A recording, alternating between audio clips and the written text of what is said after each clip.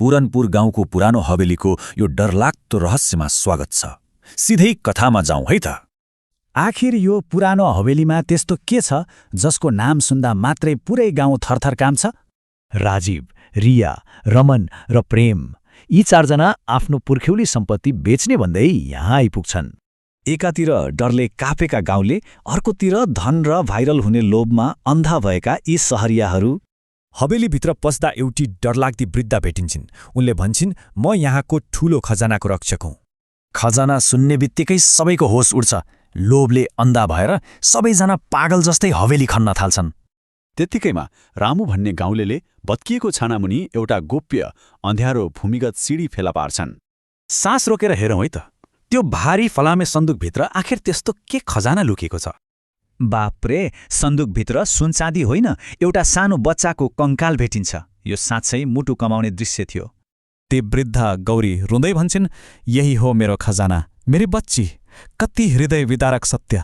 छोरीको जन्म, परिवारको तिरस्कार अनि तान्त्रिकको कुरा सुनेर गरिएको त्यो क्रूर हत्या, भयानक विगत। छोरा नै चाहिने हाम्रो समाजको त्यो घिनलाग्दो सोचले कति ठूलो मूल्य चुकाउनु पर्छ होइन त?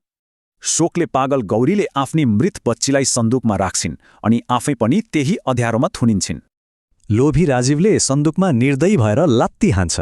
अनि त के चाहियो, गौरीको रिसको ज्वाला दम्किन्छ।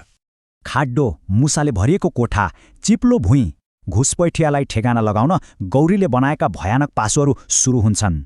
बल्ल तल्ल गौरीलाई नियन्त्रणमा लिइन्छ। ठ्याक्कै त्यही बेला प्रहरी आइपुग्छ र ती चारजनासँग लाल पूर्जा माग्छ।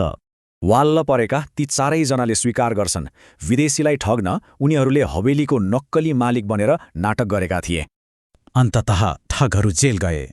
गौरीले उपचार पाइन् र त्यो सानी बच्चीको सम्मानपूर्वक अन्तिम संस्कार गरियो। अनि त्यो डरलाग्दो हवेली, त्यसलाई साना नानीहरूको भविष्य उज्यालो बनाउन गौरी कन्या विद्यालयमा परिणत गरियो।